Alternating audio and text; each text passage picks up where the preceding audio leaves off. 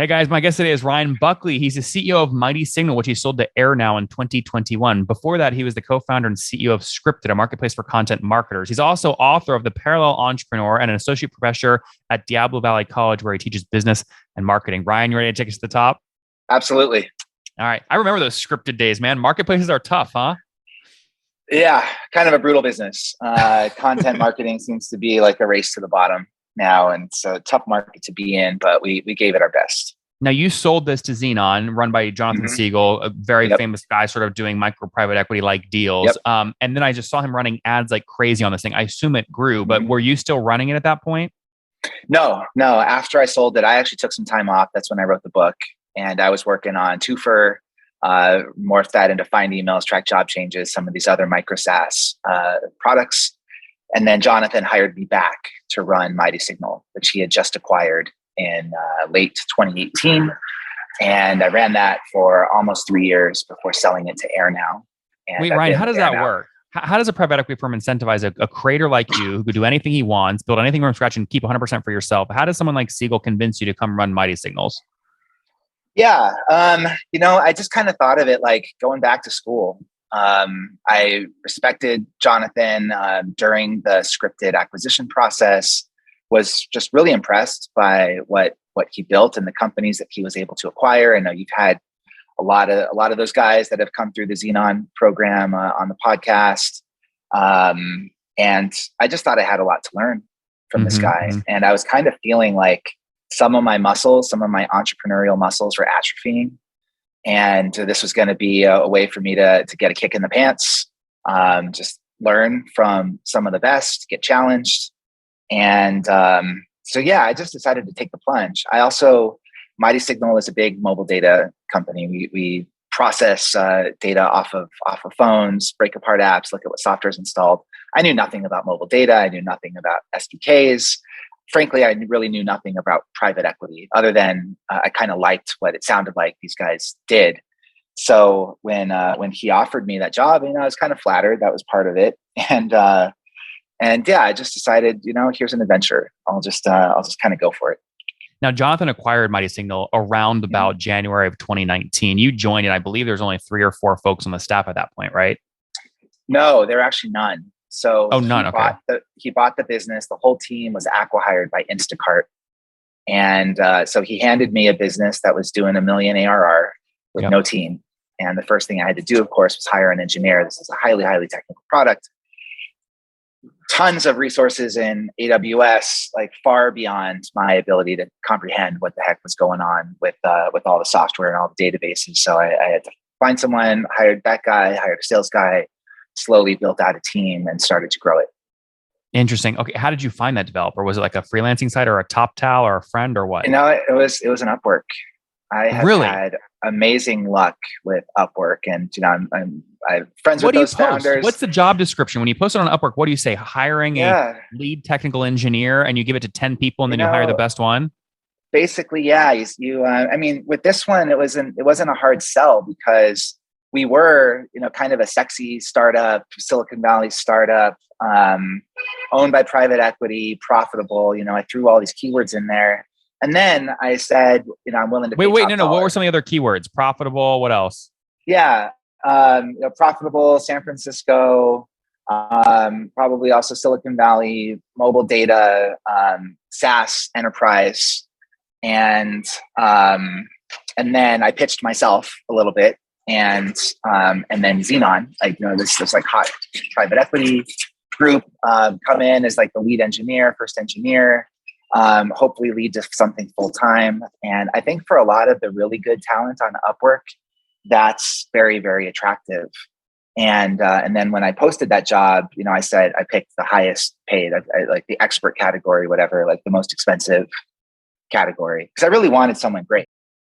Oh, what's going on there, YouTube? Good to see you guys. Now imagine this. You love watching these interviews with SaaS founders, but imagine if we took all of the valuation data out from over 2,807 interviews I've done manually.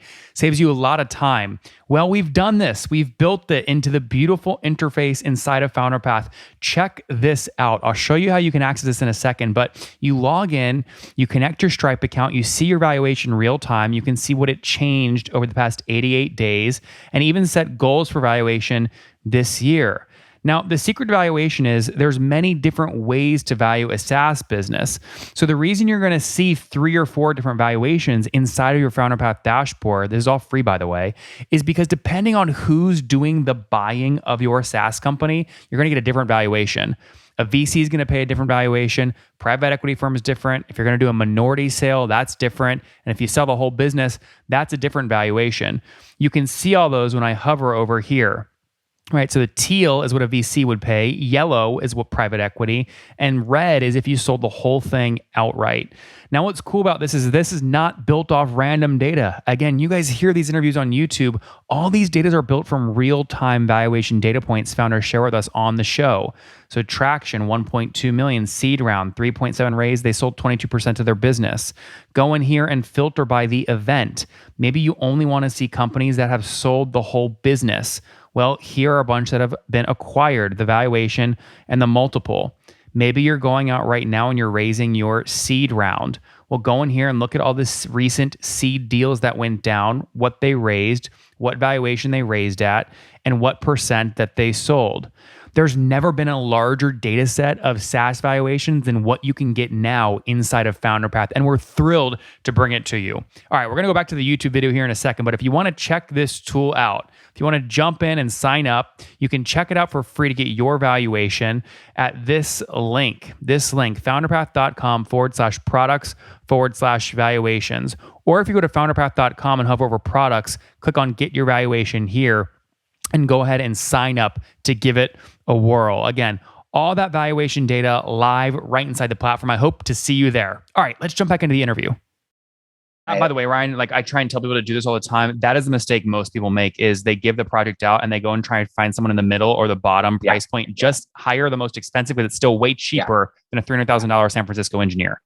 100%. And I found this killer guy, awesome guy, still with the business, lived in Colombia, and paid him well. He's still with the company. I'm not going to say what his salary is, but I think well for Colombia, but below San Francisco prices. And we've been ratcheting him up, but just A plus engineer. We're lucky to have him. I really feel lucky that he's still on the team. So now did Jonathan approach you before he bought MightlySignal? In other words, did he find the CEO before the acquisition, or did he come find you after? No, he did. He found me before. Yeah. Actually, they were in the process of closing. And I think in his mind, because this was a bit of a fire sale, they were about to shut it down. And the board had already approved it. The assumption was they were going to let it go. Investors were going to take a loss. And Jonathan was like, okay, I'll start looking at this. If I can find a GM, then we'll do the deal. So, he's a persuasive guy, this Jonathan Siegel. And we met in San Francisco over two meetings, and then I was like, all right, let's. Well, so how's he incent you? Does he say here's a $100K salary and 30% of the business, or you don't have to tell me exactly, but generally, I can give you roughly low double digits, kind of shadow equity, and it was higher than 100K. Okay, so you're making a good base for a startup founder. Yeah. You're making a good base right out of the gate, lower risk. Yeah. I mean, he knew what my opportunity cost was. The other thing was I had to sell my side business. So he knew about Twofer, the Finding Emails app, and that I had this other things going on. He's like, don't want you distracted. I interviewed him for the Parallel Entrepreneur, so he knew that I was paralleling at the time, and he's like, you're not going to parallel with MightlySignal. So what'd you sell Twofer for? Who bought it? I sold it to another private equity firm in Texas. That relationship kind of went south, and they've been a bit litigious. So I won't say exactly who they are, but just the very high level thing that kind of went south was they were on sort of a payment plan that they stopped. They decided they weren't going to do the payments anymore. So I ended up getting about half of what the terms were on that one. And I was kind of like, shame on me for just not getting all the money up front. Yeah, but that's what I always tell people when you're doing M&A stuff. I don't care if the deal price is 100 million. If only $1 is paid cash up front, that's the deal price. It's $1. Yeah. I wish I'd known that. But okay. But MightlySignals, you're now in it. 6 figures. Neighborhood 6 figures. Yeah. Now, when you say low double digit shadow equity, shadow means less than 50%, I imagine, right? Well, yeah. And shadow equity also means that Xenon doesn't want to write GMs into the cap table. It's just overhead, just kind of hassle. So it's essentially a side letter that says if and when there's a liquidity event, you get X%. So this is like a thing. Like if I Google shadow equity templates on Google, I should find agreements for these, like side letter templates. Yeah, and I don't know if this is a term that they made up, but Jonathan. Basically, if and when liquidity happens, that's what happens. Yeah. And I think each GM just kind of negotiates that. On their own. Yeah. And when you say low double digits, so I mean, can we say between like 10 and 30%? Is that a fair range? Yeah. Okay. Fair range. Okay. So then, why sell MightlySignal recently? Why not keep building it? Yeah. The thesis that was there when the founder sold was still there when I sold, and that thesis is that specifically SDK intelligence is a niche market that's worth a lot. It's very valuable to a handful of people in the mobile data industry. And basically, we just kind of cycled through all of the customers. There's a handful of players in this business, but I mean, I think more to the point, and this is something that you've brought up in your podcast in the past, you've had conversations like this. It's essentially a feature versus a platform. Mm-hmm. And MightlySignal very much like really good at the single feature about what it does, breaking apart apps, looking for SDKs, tracking it in a database.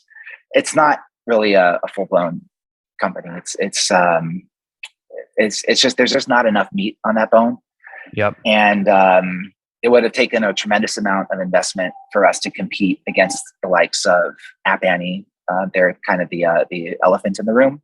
Apptopia is another big one. Really nice company, great product, but they have all of these other data sets in addition to SDK intelligence. So that was basically why they sold. We kind of figured we'd maybe hit saturation on pure SDK Intel market. But Jonathan wanted to see like, hey, if we market the hell out of this, can we squeeze a bit more? And can we, he bought it at a very attractive multiple. I don't think that's public, so he probably wouldn't want me to disclose, but Siegel usually buys things for multiples between 0.5x and 1x, or like 1.5x. Yeah. Rarely will you see them buy something for more than 2x. So people can make their own judgments. Make their own judgments there. Yeah. And so you run the Xenon playbook. You try to do north of 0.5 to 1.5 when you flip it. So wait, I didn't follow that. North of what? So you bought between 0.5 and 1.5, say. Yes. And their thesis is to get at least 3 to 4x out. Yep. So we want to then sell for a multiple of 3 to 4 revenue, or at least acquisition costs, like what they bought it for. So I was able to find a business in AirNow who was willing. Do you care about the structure, by the way, of that multiple? So what if it's a 3 or 4x multiple, like the deal prices, but it's all stock in the new company? Yeah. So there are ways to ensure liquidity. And that's, of course, that is a really important term at a much lower scale. Like I got bit by that bug, as we just talked about. It is certainly a concern with in selling to businesses at much with more zeros. So yes, you want, of course, as much cash up front. If there is stock and it's a private business, you want to essentially have warrants that would force the buying entity to essentially cash out your stock in a certain amount of time if they don't go public or something like that. Oh, I see. So that's how you guarantee liquidity. You do that via warrants. So if there's so if anyone listening right now is selling your company and let's say it's a $5 million acquisition offer, 2.5 as stock, you don't want to just say fine, 2.5 stock. You want to say, okay, I'll do 2.5 stock, but you need to attach warrants to that. And those warrant, like you're forced there. Explain to me how that would work. They're forced to buy the warrant if what? Yeah, exactly. Let's just say you say, okay, within 18 months, like this stock needs to be liquid. Either you IPO, like you provide some secondary capital that's going to come in and buy our stock away from us, or you're forced to buy it yourself. Smart. Because and Xenon's their PE shop, their cash flow business. Essentially, they don't want to hold have basically cash, acquisition opportunity tied up in some private stock in a company they never really intended to own because like they're not in the business of holding stock in like mobile data companies. Yeah. Where did AirNow get? The deal price was public. You put out $4.5 million bucks. AirNow's only raised $400K. They've got a team of 50 people based in London. I mean, where do they get $4.5 million bucks to do a deal like this? Yeah, they've raised a lot more than 400K. Okay. So I think that Crunchbase data is probably off, and overseas investments, some private deals don't all get cataloged in Crunchbase, but they have a whole network of European investors. Okay, that makes a lot of sense. Now, are you going to stick with AirNow for a bit, or are you going back to Xenon? You like the private equity life? No, that's certainly the plan. I've been enjoying my time with AirNow. It's fun to work for a larger business with more resources. I wanted to see MightlySignal through to its kind of logical conclusion, see if we can start going head to head with some of the bigger players. AirNow has that complementary data that MightlySignal is lacking. So kind of it addresses the whole thesis of why MightlySignal couldn't exist on its own, like couldn't really grow on its own. Was it basically flat? I mean, you bought it at $1 million. It was flat. Yeah. We couldn't. We had a really hard time growing it. Yeah. Well, I mean, this is just the genius of Jonathan, right? Which is he buys it 3 years ago for whatever he bought it for, 1x, 1.5x, sells it for 3 or 4x. I mean, that's just pure negotiation, leverage, and will. Yeah. And then he finds good people to run these businesses, and they have a playbook. You exactly. Yeah. Very cool story here, Ryan. Remind everyone of the title of your book so people can learn more about how you do business. So The Parallel Entrepreneur, Kindle Unlimited. It's on Amazon, hardback, paperback, and it's just kind of the story about how to run businesses using your day job to essentially finance your entrepreneurial dreams. You can do both. And it's kind of a playbook for how to go about doing that. Guys, on that note, Ryan, let's wrap up here with the famous 5. Number 1, name your other favorite business book besides your own. I just read Tools for Titans, and now I bought like 20 books as a result of reading that one. You put so many resources and backlinks in that thing. You just, your Kindle's full. It's insane. Yeah, but I'll be busy for a year. Number 2, is there a CEO you're following or studying? I know people have said this guy on your podcast before, but Josh Pigford, it's just so fun to watch this guy work. Sold Baremetrics to Xenon, was very public about what he loved and didn't love about it. Now he's back at it with Maybe Finance. Just a really genuine, vulnerable, open guy. Yeah. Does Siegel going to sell Baremetrics soon, or he's going to hold on to it a while? I think that one's a cash cow. They're going to hold on to it for a while. Yeah. Well, I saw he jacked up the price like seriously a couple months ago, and I'm wondering, it increases revenue, but is churn going to now go through the roof? Yeah. I think that's the playbook, man. It's working so far. Yeah, we'll see. Number 3, what's your favorite online tool for building the business? I've been running my life on Notion and all of my various projects. So helpful to stay organized. Number 4, how many hours of sleep do you get every night? 7. And situation, married, single, kids? Yeah, married, single, 2 kids, about to turn 40. And wait, married or single? Married with 2 kids. Okay, married. And turning 40 real soon, and just very, very happy, feeling really good. That's exciting, man. Last question: something you wish you knew when you were 20? I guess because it's top of mind right now. At 20, I thought 40 was like freaking old, like so old. And now I realize, like for me, I feel like in a lot of ways, it's just beginning. I'm just really excited about what's next. Guys, there you have it. A guy that launched it in marketplace and scripted, sold it, built his own side project, Twofer, grew to some revenue, sold it again, then got involved with MightlySignals after private equity firm bought it. It was doing $1 million in revenue with no team when he came in as CEO. He was incentivized with over $100,000 base salary and 10 and 30% equity there. They call it shadow equity. Ended up trying to grow that business for 2 or 3 years, said, you know what, it's not going to work, but got a great exit. $4.5 million acquired by AirNow. Ryan is now building the tool internally at AirNow, trying to take it to some of the Apptopias, App Annies of the world. We'll see if he can make a little dent in the ecosystem here. Ryan, thanks for taking us to the top. Always good, Nathan.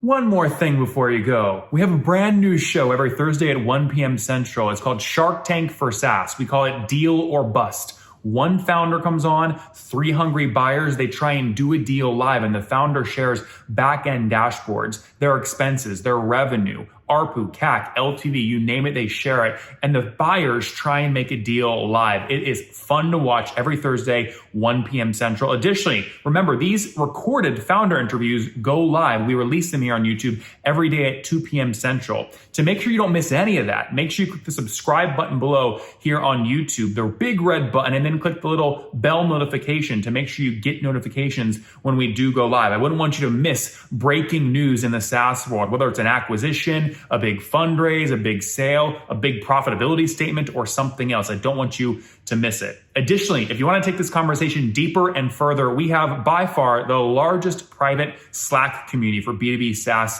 founders. You want to get in there. We've probably talked about your tool if you're running a company or your firm if you're investing. You can go in there and quickly search and see what people are saying. Sign up for that at nathanlatka.com/Slack. In the meantime, I'm hanging out with you here on YouTube. I'll be in the comments for the next 30 minutes. Feel free to let me know what you thought about this episode. And if you enjoyed it, click the thumbs up. We get a lot of haters that are mad at how aggressive I am on these shows, but I do it so that we can all learn. We have to counter those people. We got to push them away. Click the thumbs up below to counter them and know that I appreciate your guys' support. All right, I'll be in the comments. See ya.